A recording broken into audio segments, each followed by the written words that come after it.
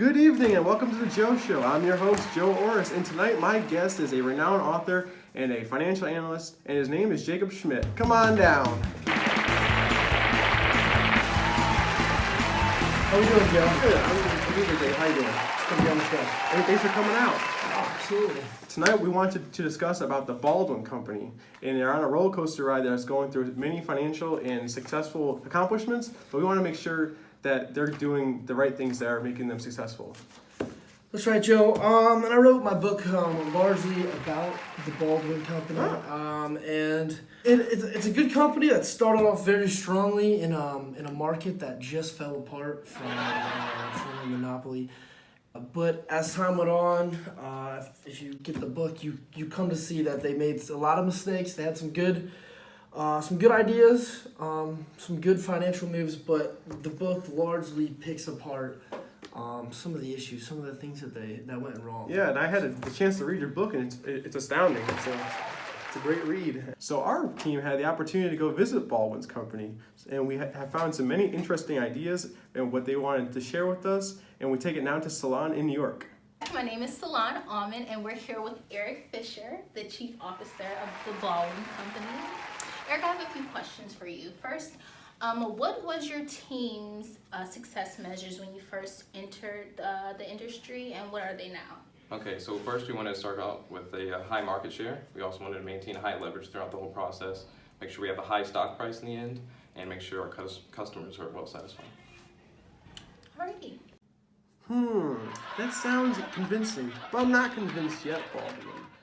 Now, Eric, what were some of the strategies that you discussed with your team that you believed helped you guys succeed in those areas? Well, we started out as a broad differentiator, and we didn't want to drift very far away from that. And the reason is that we can play both fields, and if one happens to be more saturated than the other, then we can easily slide into it and get that one step ahead of all our competition.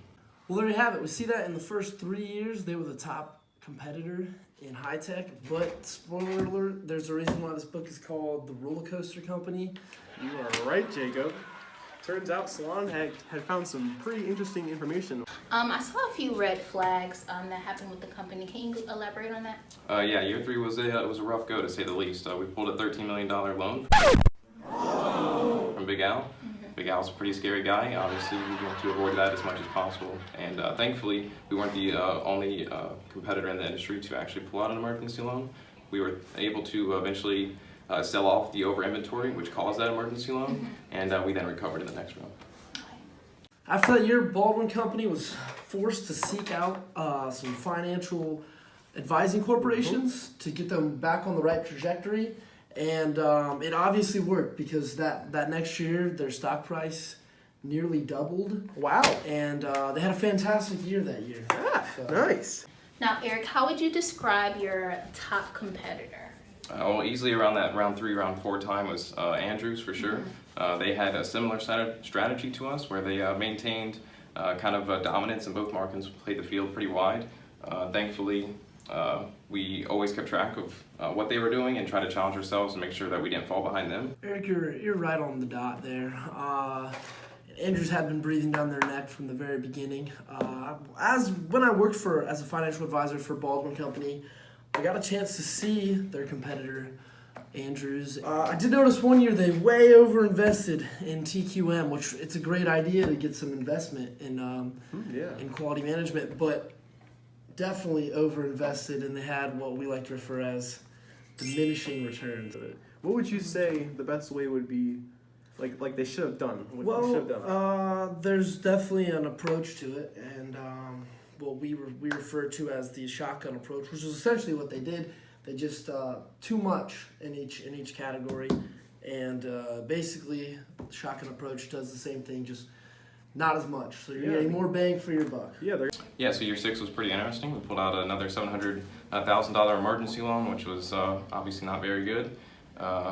We attributed this to our poor sales from our low-tech market. We only had 14% market share from Baker, and we also had a low market share for our new high-tech product that came out that year at only 4%. And from there, we basically just made sure that we didn't overproduce again, and then came back that next round. So yeah, they took out that loan, and it was pretty bad because they're going to lose some market share because their products weren't that competitive in that market. And that's the biggest thing you need to have is market share, or you're not going to be able to You compete can't in produce sales. and Yeah. you can't produce profit. Mm-hmm. So overall, Baldwin in its early years here, roller coaster ride definitely, but I think what they're left with is a sound, solid company. I would agree. So, yep, that's all we have time for today. But thanks for tuning in to the Joe Show. And let's get a round of applause for my guest.